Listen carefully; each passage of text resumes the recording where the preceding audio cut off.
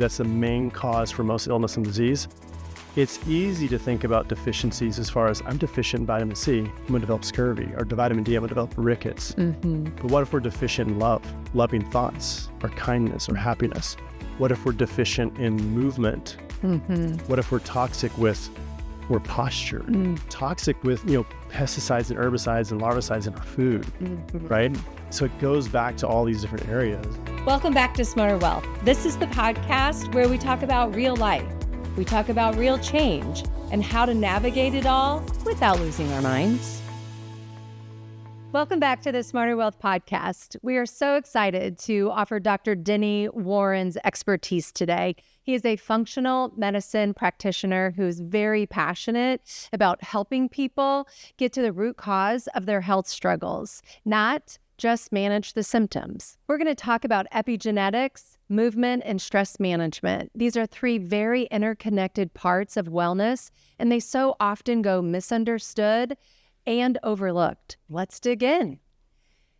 Welcome. Well, thank you. I appreciate it. It's an honor to be here. Yeah, so this is going to be a really cool conversation. I think that I would really love to start with epigenetics. This is a very powerful conversation, and I think it's one that a lot of people might know a little bit about on the periphery, but not a lot about it and exactly what it means. So it gets tossed around so much. So how about we just start there and let's break that down into real world terms. Awesome. One thing I loved about epigenetics is it does help you get down to the root cause. That's the whole idea behind functional medicine. But epigenetics, a very simplistic way of thinking about it, is you think about it as a light switch on your genes. So our lifestyle choices can turn on genes and express them, or turn off genes and not express them. So what's really funny, years ago, scientists actually identified a hangover gene.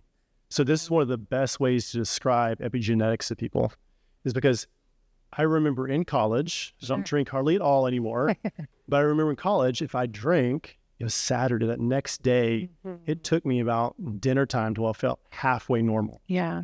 So I can't blame all of my hangovers on my parents, on my genes.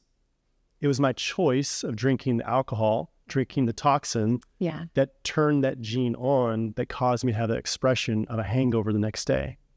So thought about. Does that make sense? Yes. Yeah. So most of the diseases and illnesses that we have today, they're not truly because of our genetics. Genetics plays a role in all of it, but they're not the ones that really cause all of the issues. It's more of our environment and more things that we do that trigger and turn on the expression of that gene.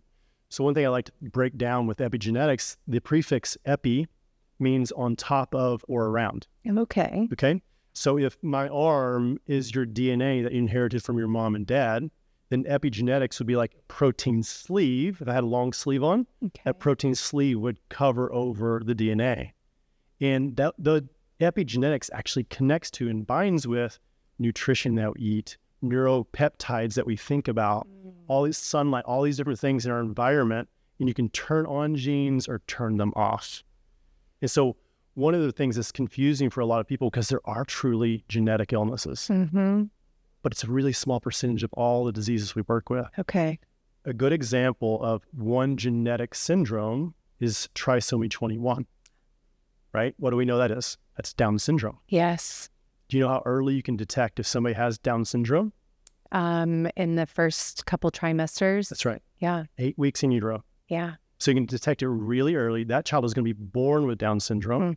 They'll live their whole life with Down syndrome, and they'll die with Down syndrome. There's never a day in that person's life where they're going to wake up and say, I don't have Down syndrome today. Does that make sense? Sure. Yeah. So that is truly a genetic disease. But you think about heart disease, which is blamed on a gene all the time. Sure. You think about cancer, which is blamed on all of our genes. Think about obesity and diabetes. These are things that we develop. So there's something that we're doing, something in our environment that's causing us to express those genes and cause us to have those illnesses. Even looking at breast cancer genes, it's only roughly about 35% of women or men that have the breast cancer gene actually develop breast cancer. Interesting. So there's other factors involved. Sure. And that comes in with our choices. Yeah. So let's dive into that a little bit. So talk to us about what some of those lifestyle choices that can accelerate or turn on those. Do you call them negative genes? How do you? Yeah, I would call them adaptive genes. Adaptive genes. Okay. Because the body's constantly trying to adapt to our environment. And so I would call them adaptive genes, because something that's very interesting, bring me back to that point in just a second. Okay. But something that's very interesting, genetically, if you look at our genes, we are 99.99%, this is according to American Journal of Medicine, 99.99% genetically identical to hunter-gatherer tribes, different indigenous populations and tribes all around the world.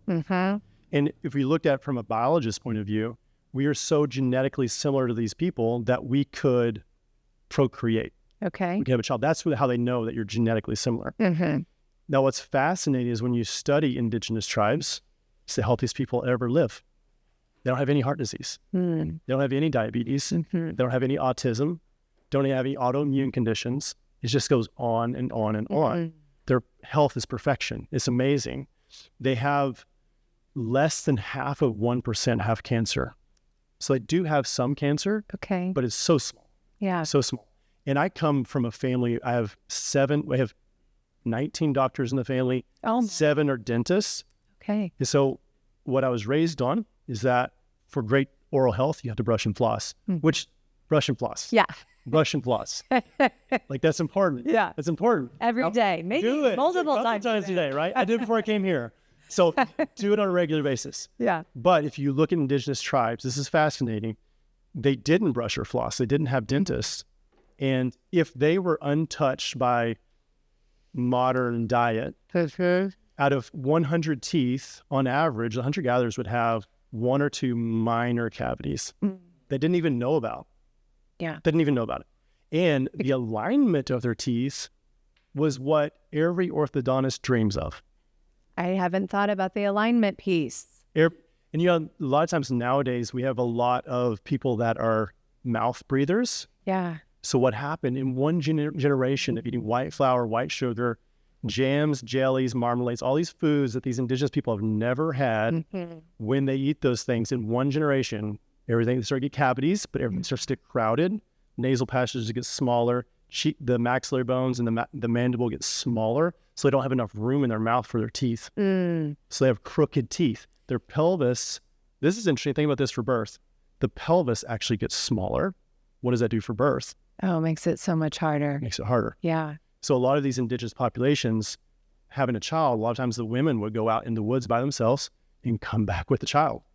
Unbelievable. So that epigenetics led me to study indigenous populations, which is so fascinating. Yes. Because when you look at nutrition research, when you look at exercise, I mean, there's so many diets, right? Sure. So many things. I always say, okay, show me what tribe. I don't want to know what China's doing. Sure. They're not healthy. Yeah. I don't want to know what all these other different countries. America's we're one of the sickest in the whole world, right? Most expensive healthcare system and the sickest people. The sad diet, right? Yes. Standard American diet. That's so good, right? It's so sad. Sad. It's so sad. All caps. All caps. SAD. Sad. Sad. So it's amazing to study. Like, that's where the truth is. I'm a truth seeker, right? And if we can get back to, okay, I want to eat healthy. Well, what does that look like? What does that mean? Well, who are the healthiest people to ever do it? Yeah. Right? And so it's interesting looking at indigenous tribes all around the world. There was not one vegan tribe. Great point. Not one vegan tribe. However, there were tribes in Africa that were really darn close to that. So they would eat 95% fruits and vegetables, mostly root vegetables, 5% rodents. Okay. That sounds yummy. Yeah. Well, you eat what's in your That's it. where you are. That's it. Where you live. That's it. Yeah. But you contrast that with the Inuits, Eskimos. Sure. North They can't. cold Tundra. Yeah. They cannot grow fruits and vegetables. So what they eat? seals. Yeah, whale skins, seals. That's it. There's a lot of fat. They're basically like a carnivore ketogenic diet, right? And so I might thrive on something like that, or I might thrive with a little more vegetables. Sure. Right? But I think the key with all of it is whole food, real food. Mm-hmm. But just talking about the Inuits, it's very fascinating because there's this whole idea is like, how do they not have rickets, which is a deficiency in vitamin D? Okay. Because they're not getting much sunlight. Sure. They're getting vitamin D from the organ meats of the sea life. Okay. That's the most nutrient-dense part of the animals, right? Needs to be grass-fed, pasture-raised, grass-finished. You don't want to eat a liver from an animal that has a lot of antibiotics and hormones and junk in it, right? So really important to get good quality. But also they didn't have scurvy, vitamin C deficiency, right? How they do that? They're eating whale skin that had a lot of vitamin C in it. And so the most natural, God-given form of food. That's right. Period. That's the best way to go. Yeah. And, learning from indigenous tribes too, you can look at, okay, some tribes would have grains, but they were fermented, soaked, or sprouted. So the grains were processed a different way, right? Sure. Some tribes would have dairy, but it would be raw dairy from pastured animals. Yeah. Right? The animals were eating what they're supposed to eat. Right. Imagine that. Right. Right? Not over-processed and That's right. filled with hormones and antibiotics. That's right. Yeah. And just a feedlot with tons of grains the whole time, which makes them sick. Yeah. But one thing that's really fascinating with epigenetics too is if you also look back at zoos, we can learn from what zoos did in the late 1950s and 60s. So they would go out and they would capture animals in their natural habitat and they bring those animals in. At that time, the exhibit would be like 3 walls that are cinder block and 1 wall is the bars. And they'd have a gorilla in the cell by itself, right? Yeah. And what was interesting, they said whenever they captured the animals in the wild, they couldn't find heart disease, they couldn't find diabetes, they couldn't find fertility issues. The animals were healthy in their natural ecosystem. Sure. But when they lived in that unnatural environment, guess what the leading cause of death was for male gorillas in the 1950s and 60s? The same thing that's the leading cause for male humans right now, heart disease. Heart disease. Heart attacks. Is it because of a stress response? Because they were living in a completely unnatural environment.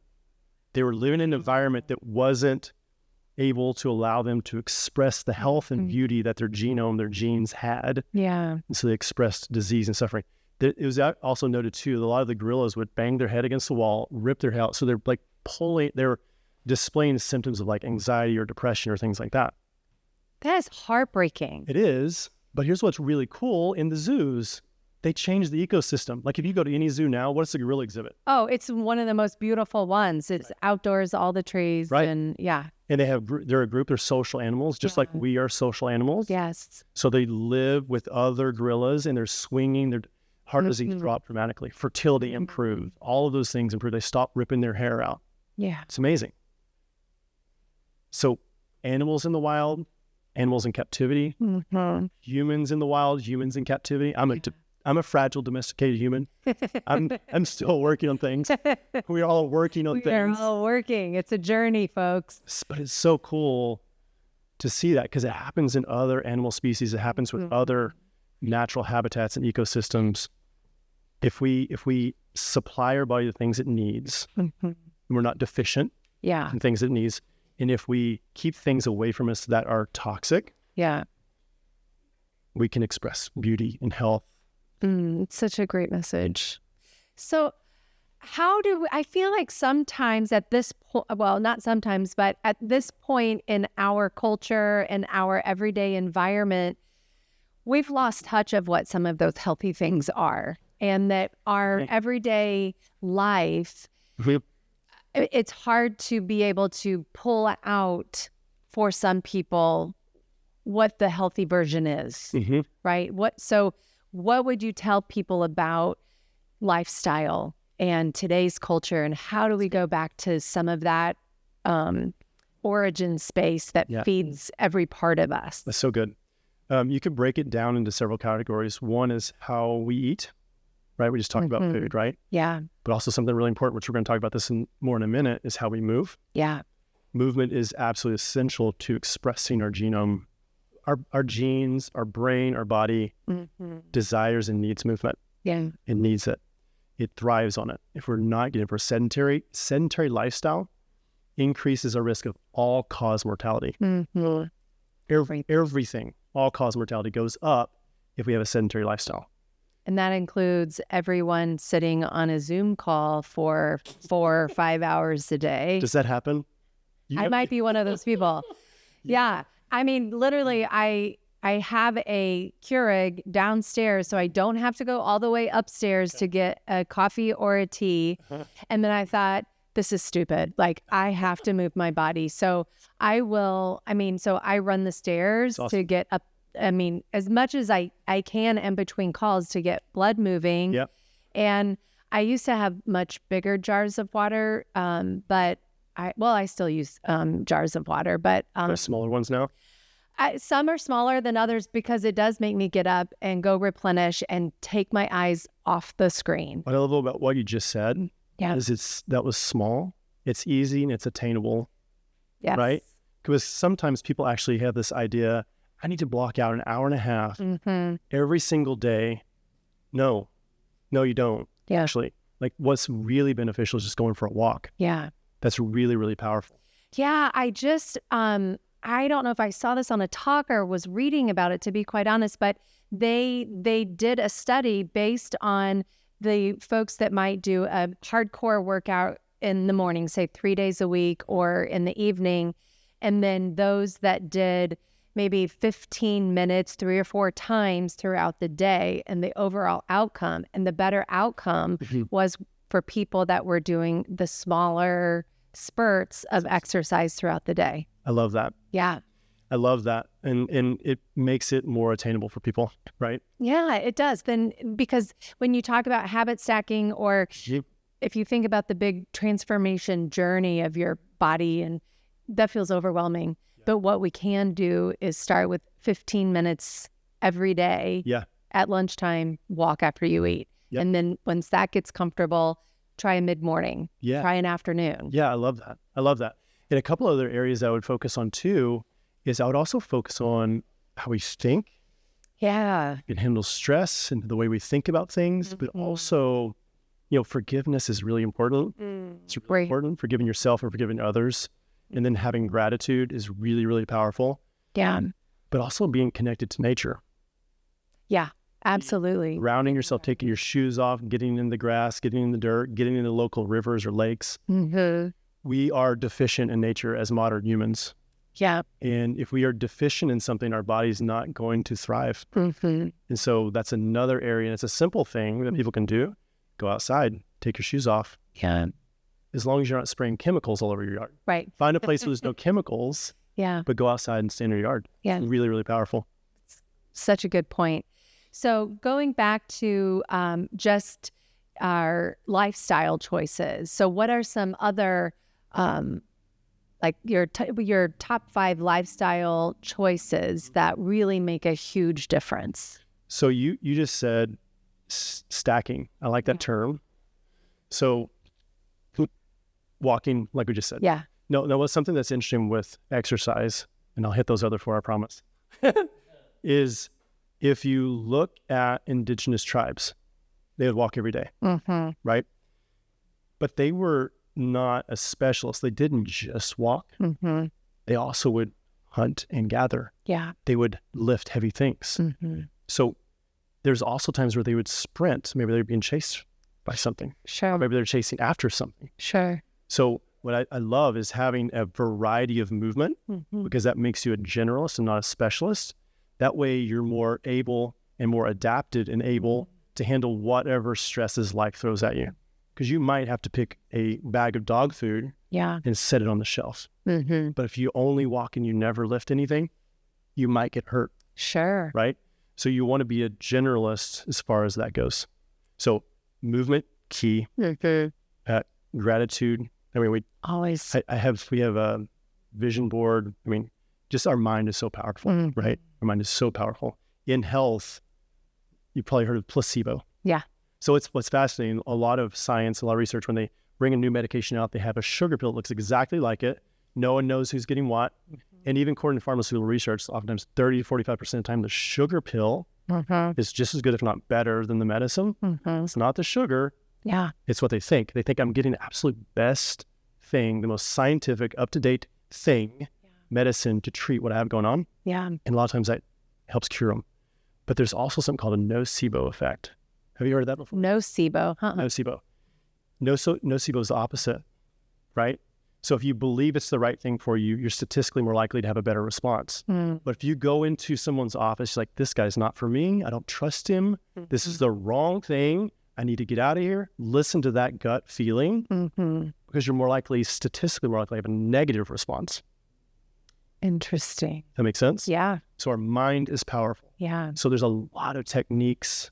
You can get in the word, get in prayer, you can meditate. There's a lot of techniques for the mind. Find what works for you. Sure. Over time, you'll start to add and build to that. Yeah. My wife likes doing a gratitude journal. Yeah. One thing, as I'm a chiropractor, one thing we teach our patients is we teach them postural exercises, which there we go. It's so good. Boom. But the postural exercises are so cool because I have them stand in different positions. One's like this, arms shaped like an L. So while you're working on your posture, you ask yourself, who do I love and who loves me? Oh, and you're in that receiving space.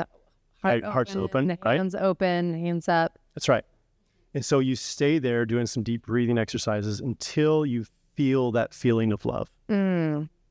So some days you feel good. Yeah. It's 5 seconds. Some days it's a tough day. Yeah. It might be a full minute. Yeah. Right? But once you feel it, then you come up to a T, your body's shaped like a T. You stay in that position, thankfulness. To whom or to what am I thankful for? Right? And then after you feel gratitude and feel thankful, why am I so happy? Oh, so what's cool is our brain is wired to find answers to whatever questions we ask it. So if you ask yourself, why am I pissed? You're going to find answers for that. Yeah. And the more you think about that, the more you feel the feelings, you have those emotions, the more that causes that whole stress response inside your body. But if we can change the channel, if we can ask better questions, then you think about those things, the more you feel the feeling, you have the positive effect neurologically, but also the positive effect with your hormones, all the chemicals inside your brain. Yeah. It's powerful. So powerful. I have a Post-it note on my desk that says, what you focus on expands. I love that. There, to your point, I can focus on some negative real fast when I am upset and whatever, for whatever reason, a million things. If I want to stay in the negative and wallow in all that stuff, then it's just going to feel worse and worse. Or and this is something I teach patients, but it's also something I'm telling myself too. Because it's a discipline for all of us, right? Sure. We just got to work at it. Yeah. Just got to work at it. And then the more stacking, the more things, I've had patients use like a gratitude rock. Every time they stuck their hand in their pocket, touched it, like, oh, it's an anchor, it's a switch to change the channel. I do a vision board. I mean, we stack a lot of different things. My wife loves to use a sauna. Sauna is really powerful for, Carrie likes it, really powerful for detoxing, get the blood flow, lymphatics flow. Do you think that you need an infrared sauna or not? I think it's helpful. However, the sun. Yeah. Just go out in the sun, sweat in the sun. Okay. I just interrupted you, but I just needed to ask that quick question. No, it can be really helpful. And near infrared's even better than far infrared, but both can be really beneficial for sure. Okay, good. Yeah. I was listening to a recent speaker. Her name is Erin Deal. If you've ever heard of her, she's kind of a leadership speaker. And she was talking about some of those negative tapes in our head and how when we might have a negative comment or a negative thought that is clearly getting us down.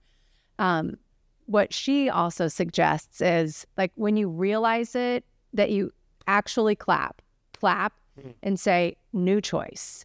And you take it to the heart, you put your hand over your heart and you and forgive yourself for thinking that negative thing toward yourself or another person or whatever situation, and immediately say in your brain, new thought. And you walk your mind into that new thought. I love it. And that process, I have found that it makes you physically stop and switches your brain because you have all of the hand and clapping in the hand over the heart and just helping name that problem thought, whatever it is. it also allows you, I guess, to maybe accept it and let it kind of flow through you so you can easily move on. I love that. That makes me think of a colleague. He was actually a chiropractor in Houston, Texas. I think a lot of people have this too. When they're trying to step out of their comfort zone, try something new, we get voices in their mind. You can't do that. Or shouldn't do that. You're not good enough to do that. We have all these thoughts, right? And a lot of times it's just our nervous system, our brains trying to protect us because we are comfortable in our comfort zone. Yeah. We're stepping out of it. It's like, oh no, you don't need to come back in here. Yeah. But then I love how he would say, you know what? Thank you for trying to protect me, but I don't need you right now. That's great. Yeah. That is great. We were talking because it happens a lot. It does. We were talking about scarcity statements with someone yesterday, and that is exactly that negative self-talk. Yeah. That, to your point, you're saying give that thought validity. Thank you for trying to do what you're doing. Yeah. But it's not serving me. Yeah. That's a beautiful thought. That's huge. And what you just said made me think about what we were talking about earlier with deficiency and toxicity. Yeah. That's the main cause for most illness and disease. It's easy to think about deficiencies as far as I'm deficient in vitamin C, I'm going to develop scurvy, or vitamin D, I'm going to develop rickets. But what if we're deficient in love, loving thoughts, or kindness, or happiness? What if we're deficient in movement? What if we're toxic with posture? What if we're toxic with... I'm just going to remind you. I'm just kidding. But what if we're toxic with, pesticides and herbicides and larvicides in our food, right? So it goes back to all these different areas, how we move, how we think. What if we're deficient in nature? What if we're toxic with, I love these lights, they look great, but artificial lights, right? Yeah. I mean, there's so many things. Our blue light and blue spectrum from our screens. There's a lot of different things that can be a toxicity or a deficiency that can cause our body to try to adapt, but it can push us towards more illness, more suffering, more disease. So in the lens of then epigenetics with more disease, talk to me about the beautiful statement you said about why you think there is understanding epigenetics is a hope statement. Or maybe I said that wrong. No, you're exactly right. Because if you have the belief why you're sick or why you're suffering from something, that's genetic. I inherited this. My grandpa had heart disease. My dad had heart disease. I have a heart disease, which, by the way, that happens in families because it's something called familial, not genetic. Familial is habits, get passed down in families. Sure. But if I believe, like, there's nothing I can do, then you are a victim. You become a victim of your DNA that you inherited, that you can't go and delete a gene and take it out, right? And put a new gene in. Right. That's what you're going to have your whole life. You become a victim of it. But if you understand epigenetics, how you can turn that gene off or turn the gene on, then you have some hope. Then your choices matter. Choices are powerful. Yes. There was a study by Dean Ornish. Dean Ornish is a cardiologist in California. He took men diagnosed with prostate cancer. He did a biopsy of their prostate before and then 3 months after his intervention that he worked with these people with. And what he did in the 3 months, it wasn't any medication or any chemo radiation. He did walking, yoga, eating more fruits and vegetables, and meditation. In what he saw in the biopsies before and after, there's a change in the expression, epigenetics, change in the expression of the genes in 453 genes. The ones that were promoting prostate cancer, promoting heart disease, those are turned off. Those are turned off. Turned off. By lifestyle choices. Lifestyle choices. Yep. Because if we also believe it's just genetic, there's nothing I can do, so we don't take that action. Right. But then what do we turn to? We turn to drugs. Yeah. Or food and overeating. Turn to overeating. But it's so common for us, like, I have to take blood pressure meds. I have to take cholesterol meds. I have to take diabetes medication. I have to, you know what I mean? Like, we have to take these meds. And medicine is phenomenal in emergencies. Sure. Phenomenal. Acute setting. Right. Yeah. But it sucks for health. Yeah. Right. Like, you take a healthy person and you give them 5 drugs, they're going to get sick. Yep.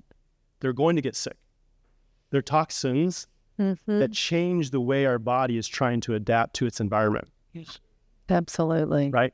And so a lot of times we don't address the environment, root cause. We don't address the environment. We don't address how we eat, how we move, how we think, how we connect with nature. Right? And we just want to change the way our body is trying to adapt to its environment. Yeah. Yeah. So for someone who believes this wholeheartedly, I think there are some people that don't believe this yet. They're not sure. It seems too easy. It seems, well, then why aren't more people doing it? So when you have skepticism from a patient or from someone that you might be at a conference with, or when you're giving a talk, how do you approach the skepticism of the truth? Most of the time you ask them, have you ever had a walk and regretted that walk? I don't know anybody that has. Yeah. Do you know what I mean? Yeah. Mentally you come back, you feel happier. We can talk about that later, but yeah, movement from the body to the brain is so powerful. I had a good friend who would challenge me on this over and over and over. Good friend. Yeah. Would challenge me on this over and I was like, no, you can't. He was from the mindset of an organic chemistry lab. It's like, you can't isolate all that. Like the human body is holistic. It's not an organic chemistry lab. Yeah. Like our mind, our thoughts matter. Yeah. What we eat matters, how we move. All these things matter and they all influence each other. But he was like so hardcore, reductionistic, not thinking holistic, that he challenged me on it. And so it's something that was interesting. His wife, they were not able to have kids. And so what happens is they ended up adopting kids, and the oldest was had food allergies, actually severe allergies to peanuts and eggs. So severe that they didn't want him to go to school because they were afraid that he might possibly get exposed and have a real emergency. And so his wife was staying at home, and she started researching all this, and she came across this stuff I've been like hitting him with for years. He's been so hard-headed, ignored me about it. But they said, I think we need to try this. And what he said, being hard-headed, he said, I'll give it a month. I'll give it a month. Okay. You're like, that's a win. I'll give it a month. But here's what happened in the month.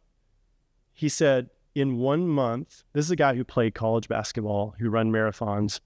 In 1 month, he said, Denny, it's the first time I could squat with my butt all the way to the ground and my knees didn't kill me. I thought from all the marathons, from all the college basketball, he was just so damaged that I couldn't do it. But in 1 month, the inflammation is coming from, from all those other things that cause inflammation, but it was coming from his diet. He was able to squat all the way down. He said, the first time in my life, I was able to have a normal bowel movement. Oh my heavens. That's a big deal. Yeah, let's talk it like, not something everybody wants to talk about, but yes, it's real. That's a real sign of your underlying health or not health. That's right. Yeah, especially your gut health. That's right. What was it? Hippocrates said most illness comes from your gut. Comes from the gut. Right. But what's cool is they actually were able to reverse their son's allergies. That's amazing. That's wild. They started having their own chickens, and he was eating eggs. It's possible the quality of eggs they had before might have been bad. I don't know. Sure. But doing a lot better, which is really cool. So that's also a holistic view of it, right? When you think about the movement and the food and That's right. That's right. So let's transition into movement. Let's talk about movement. Yeah. Okay. So why is movement one of your core pillars of what you do and why you think it is necessary? It's kind of nerdy, but one of my favorite subjects is neuroscience and how movement affects the brain. Okay. I remember, even before I knew all this stuff, I remember even 7th grade, just observing neighbors and people in the community. I remember there's a lot of people that would sit inside and watch TV all day, eat junk food. They're just cranky, unhappy. Yeah. Right? It just seemed like their quality of life wasn't great. And then I had this neighbor in his 70s. He had a St. Bernard, massive dog. Yeah. He would walk that dog an hour every single day. And he'd always stop by the kids in the neighborhood. And he would laugh with us and he'd play with us. I was like, just observing, like from a distance, right? Like, I want that. I don't know what else you do. Yeah. But I know you walk an hour every day with your St. Bernard and you're always so darn happy. Yeah. So I really started getting into neuroscience and learning how movement affects the brain. So there's pathways called movement cognition, movement emotion, movement stress reduction. Most people know this. Like, okay, if I go for a walk, I go exercise, I can think more clearly. I feel happier. And this stressful project, okay, mind's clear. I can work on this now. Yeah. Right? There's also movement learning and memory. So it's really cool. When you move your body, we have nerves spread throughout our entire body. The movement stimulates all those nerves. It's called mechanoreception. Okay. Mechanoreception. Write that down. No. Okay. I'm like, I've never heard of that term. Mechanoreception. It's the signal. Like, so if I'm moving my hand, all those mechanoreceptors get stimulated. It sends a stimulation up the nerve. It actually crosses over to the opposite side of the brain. Okay. That tells your brain where your hand is in space. So your brain can coordinate movement, balance, coordination, things like that. So there's constant communication back and forth. Our brain needs that mechanoreception, needs that stimulation. It's like, I like thinking of like a windmill. When you're moving your body, it's like a windmill generating power and generating energy for your brain. Got it. So movement cognition, movement motion. The amygdala is our stress and anxiety center in our brain. Mechanoreception, movement stimulation from our body inhibits or calms down the amygdala. Which is also where those negative thoughts from. Yes. Yeah. And so the hippocampus is there in the brain that controls learning and memory. If we have high stress hormone levels all the time, the cells in our hippocampus die. What does that mean for learning and memory? We lose our ability to learn new things and we lose our ability to remember things. What kind of disease is that? Alzheimer's, dementia, right? Movement's so important for the brain. And mechanoreception actually is one of the only things found to cause neurogenesis, the growth of new nerve cells in your hippocampus. I did not know that. Powerful. Yeah. Powerful. Yes. We need to move. Our brain has to have it.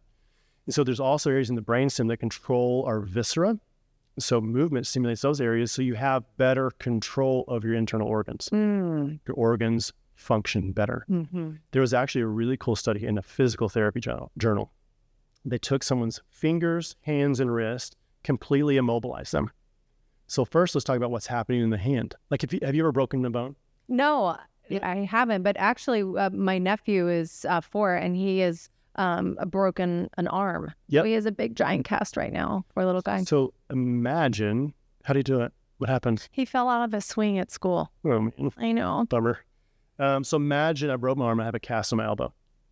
I keep it on for 6 to 8 weeks. Let's say I took it off today. Are my muscles going to be big and strong? No.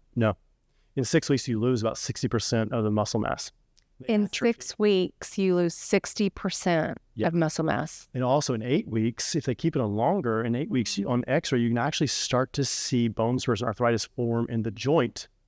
For your joints to be healthy, you have to move your joints.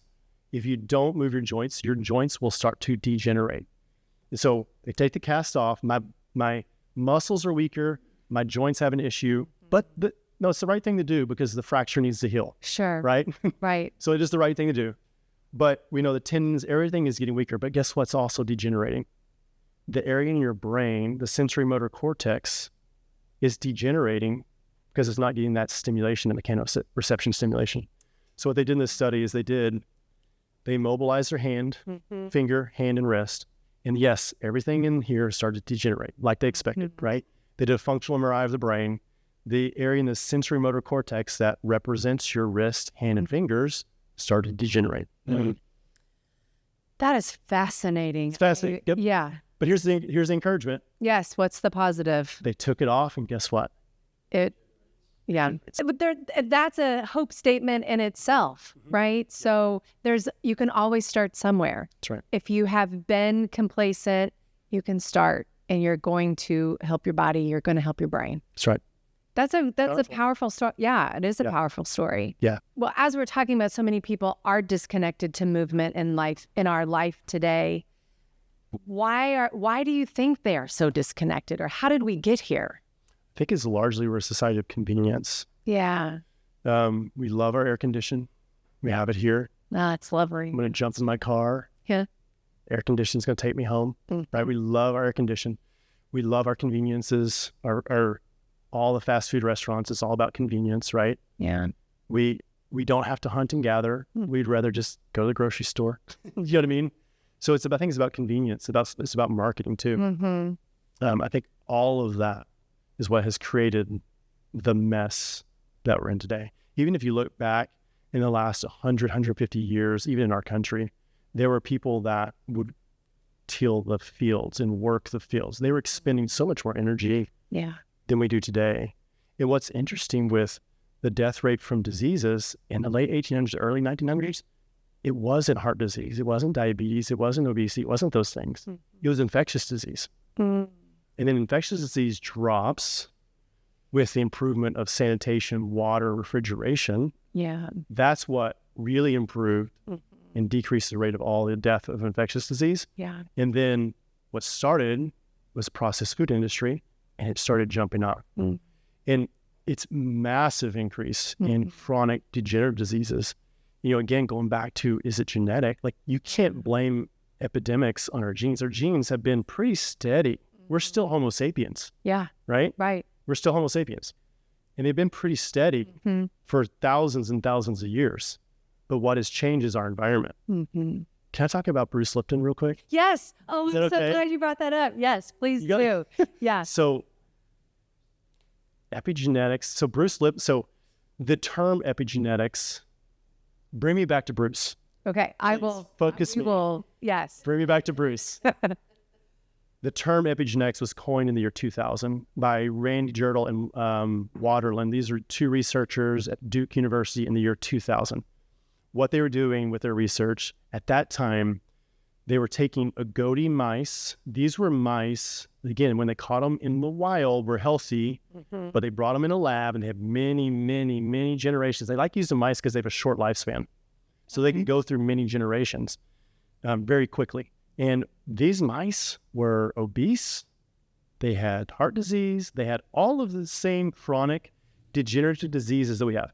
Now, I don't know if you remember this, but in the 90s, early 2000s, the Human Genome Project was a big deal. Yeah, that was like one of the biggest in the world. It's huge. Right? Yeah. Like, if we can identify every gene, that's what they're like. If we can identify every single gene, then we're going to know what's causing every single disease, because they used to teach something called the central dogma theory. Okay. Central dogma theory says that if you're lucky and you inherited really good genes, you're going to have healthy cells, live a long, healthy life.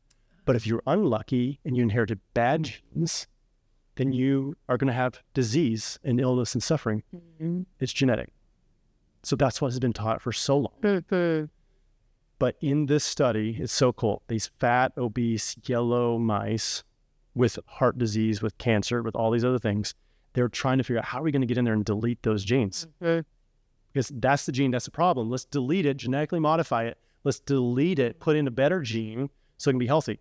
So in this study, in one generation, the obese yellow mice turned to mousy brown, no obesity, no heart disease, none of the illnesses. In one generation. One generation.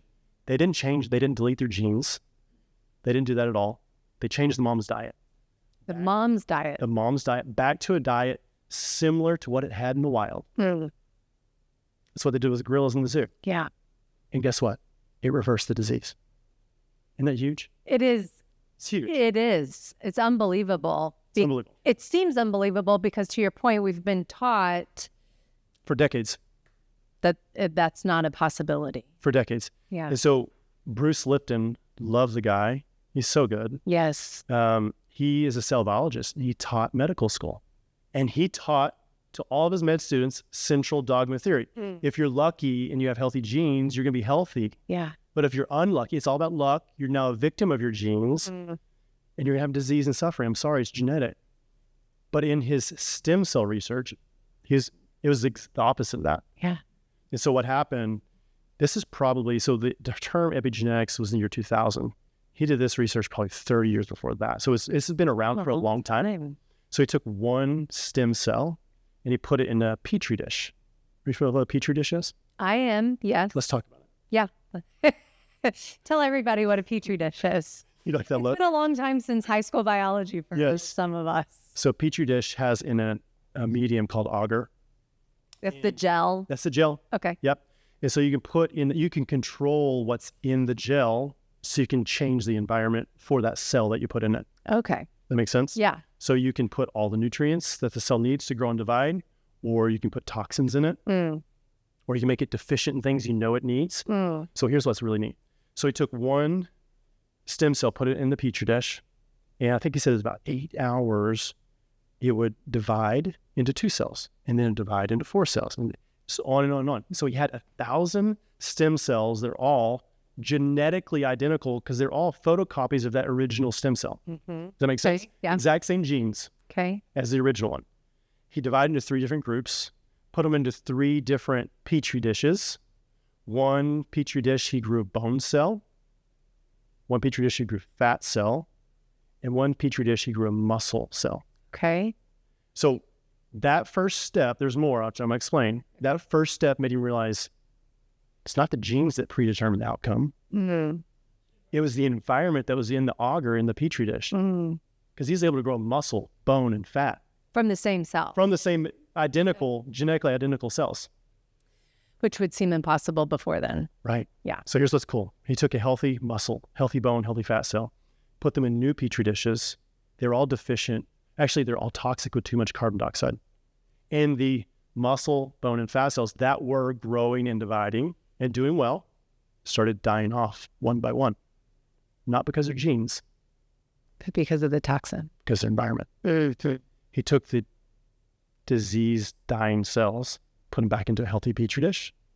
They started to grow again.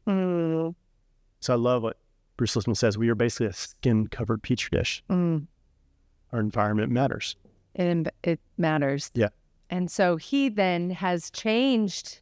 He quit teaching. He's like, this is not congruent. Yeah. And they're all like, Bruce, get on board. We're on the Human Genome Project. But he left. Can't. Yeah. He's so cool. And so today, his message is very different than what it started as. Right. And so his message with epigenetics is what you are saying is that there's hope and your genes do not determine your future. Yes. You determine your genes' future. Huge. Your lifestyle changes it. That's right. So you have the power. Isn't that cool? It is so cool. Isn't that cool? Because really we're all control freaks, right? At the end of the day, are we control freaks? Yeah. So knowing that, hey, you can control this, we needed to hear that. We have some impact over it. We do. Schizophrenia is a disease that's believed to have a very strong genetic component. And if you also look at identical twins, you can learn a lot about epigenetics because identical twins, they have the exact same DNA.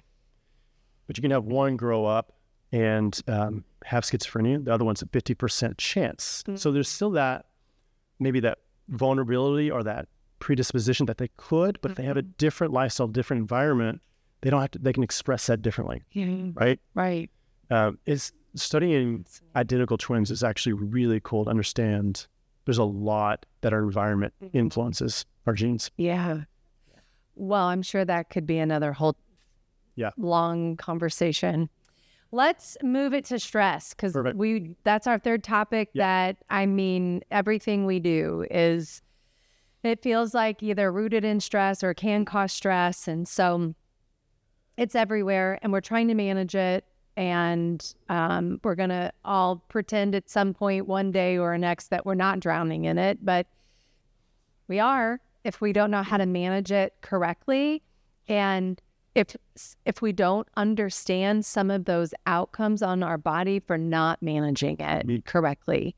So from your lens as a functional medicine practitioner, what does stress actually do to the physical body? Before I answer that completely, let me just say this. There is positive stress and there is negative stress. Okay, yeah, let's dig in there. Let's find out. It's called eustress, which is positive stress, and distress is a negative stress. Eustress, perfect example, exercise.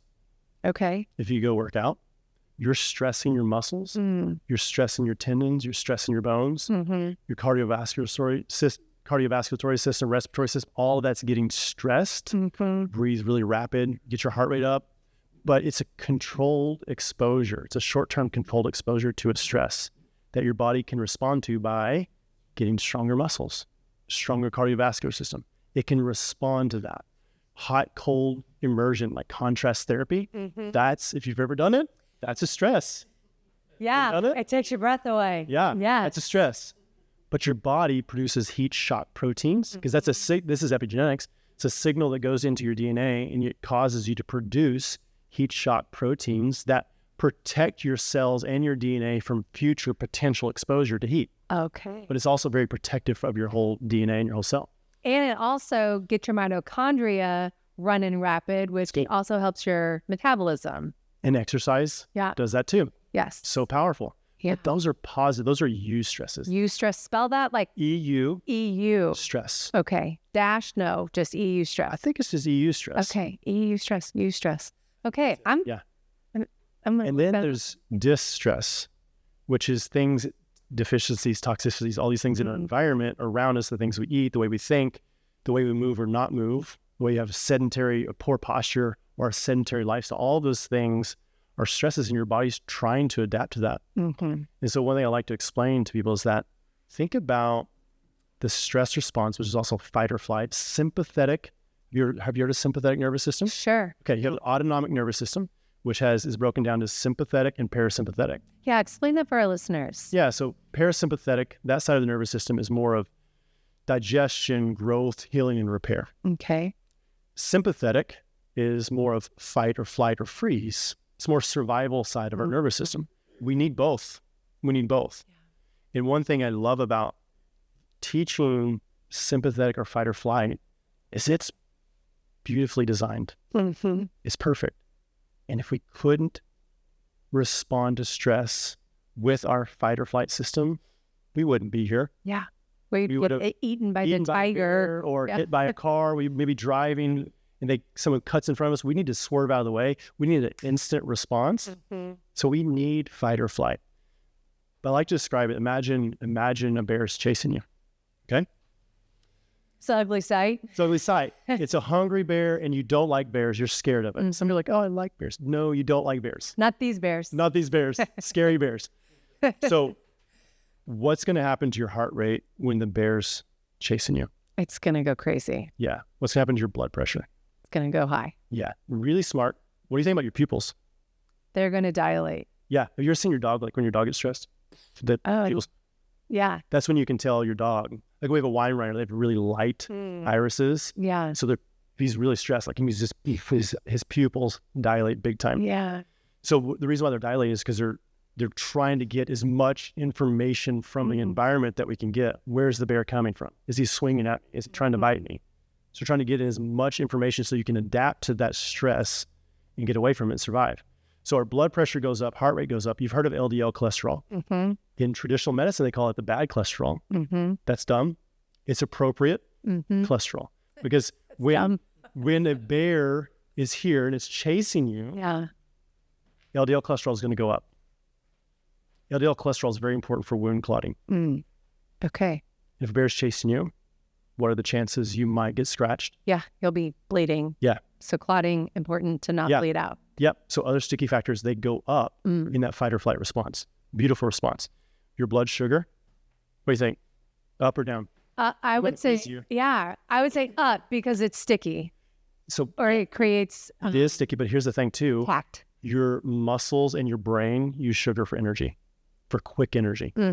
So if a bear's here, you need all that energy to fight. Sure.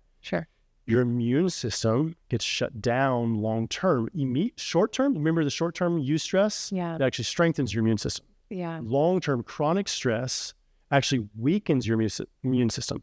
Think about the last time you had the cold or flu. Yes. Did you have a lot of energy? No. Exhausted. I thought I was dying. You're dying. Yes. So when a bear is after you, your body knows those little bitty white blood cells, it's not going to beat the bear, right? That's first. But also those cells require a lot of energy to run them. So it shuts down that whole system. So you can use all that energy, not for your immune system, but for fighting and for running. And so it's really perfect for survival. Sure. What about hanky-panky? Sex drive. Is it going to go up or down? I'm like, where's that going? Like, where are we going? Sorry, what? That is not what I expected to come out of your mouth next. But you think about that. It shuts down, your body shuts down your sex drive, shuts down that whole drive for reproduction. It's not for survival. Mm-hmm. So you become, over time, people become more infertile. They start to have erectile dysfunction, have other issues, right? But short term, it's brilliant. It's brilliant. But it's so good in the short term moment. Yeah. But if you have a bear in your life every single day, blood pressure going up, heart rate going up, LDL cholesterol going up, that's heart disease. Yeah. That's heart disease. If you have blood sugar go up, diabetes. If you have blood sugar and immune system go down, cancer. And cortisol is a stress hormone. Yeah. Causes gain weight in our midsection. Yeah. So it's just, you can link up every chronic, in that fact, that's what research says. Every chronic illness is linked back to also, it's called increased sympathetic tone. Your sympathetic nervous system is in overdrive all the time. But it's brilliant. It's amazing. Brilliant response. It is brilliant. And it gets a bad name. So we have to love it, right? We have to be thankful for it. But we have to manage that distress so that it takes care of us when we need it to take care of us. That's right. So what are those practical tools when maybe we are in more distress than we either like to admit or realize we are, and it's time to change? What are some of those practical tools? That's good. So if you go back, remember the walking? Yes. Stimulating. So calm down the amygdala, help you think more clearly, emotionally, feel happier. It's like turning off the faucet to the release of all those stress hormones. Yeah. So movement. In fact, if you go back to that bear example, you're usually going to be running or fighting. So you're moving, you're burning off the stress hormones. Yeah. Movement's so powerful. Most people can just focus on walking. If they could do it on sunrise or sunset and connect to nature more, that's going to be even more calming. Nature is very relaxing, very calming. Because that also incorporates your circadian rhythms, right? You got it. That's so good. You're exactly right. Deep breathing. Deep breathing. More oxygen to your brain, to your blood. So if a bear's chasing you, what's your breathing going to be like? Short, rapid. Yeah. You're just trying to find the escape route. Yeah. So if we can slow our breath down, I like doing a 4-4-8 breath. So in for 4 seconds, hold it for 4 seconds, and then out for 8. When we exhale, that stimulates our parasympathetic nervous system. So if we exhale longer, we'll really stimulate our parasympathetic. So it sends a powerful signal to your brain to calm down. Yeah. And that's something you can do quiet in a meeting. If you're in a space where there's other people that you know you need to take it down a notch. You can always practice breathing in a setting when maybe otherwise you would like to be alone. That's so true. When you practice them. And I've had patients tell me that was so powerful. It kept anxiety or panic attacks at bay. Yeah. Just by, because a lot of times with like anxiety or panic attacks, the thought of it makes it worse, makes it more stressful. But if you can shift your focus to your breath, it can be very powerful. Yeah. And if you focus on your breath and your brain, your brain can't do both at the same time, right? Huge. So your brain is focusing on the breath, not those bad thoughts. You got it. That's it. That's beautiful. Yeah. This is such a great conversation. We could just keep going and going and going. So to wrap up, I have 3 quick questions that I would love your opinion on. Sure. Okay. So we like to call this the Wellthy wisdom. Lots of heart, fast-paced. So number 1, tell us one thing that you do regularly to support your own well-being. Walk. That was easy. Boom. Done. Number 2, what's a... You say fast, right? That's fast. Okay, go. Yeah, that's what I love. That is the theme, right? Exercise, walk. What's a mindset shift that's changed the way... What's a mindset shift that's changed your life or practice? What has changed is understanding how powerful our choices are. Instead of feeling like I'm a victim, because I remember literally in 7th, this is not fast. No, that's okay. I literally remember in 7th grade. I literally remember in 7th grade being like, it's genetic. I can just eat donuts. It doesn't matter. You know what I mean? They're good. They're good. Matter. I'll just eat fast food all the time. It doesn't matter. But it does. And you can start by adding small choices, which is huge. Perfect. Yeah. All right. So a lot of our listeners are ladies. We do have some men listeners, but if you could whisper one thing to the ladies listening today, what would it be? Add. Start by adding instead of taking away. Because so many times people say, well, you can't do this, you can't do that. I'm never going to sit on the couch again. I'm going to walk every day. I'm going to just walk all the time. Or I'm never going to eat that donut again. I'm never going to drink that beer again. I'm never, you know what I mean? We focus on what we're not going to do. And I know you've heard this before. Whatever you do, in your mind, do not picture a pink elephant. The giant pink elephant. It comes up in your mind. And so if you focus on what you're not going to do, it's still up here.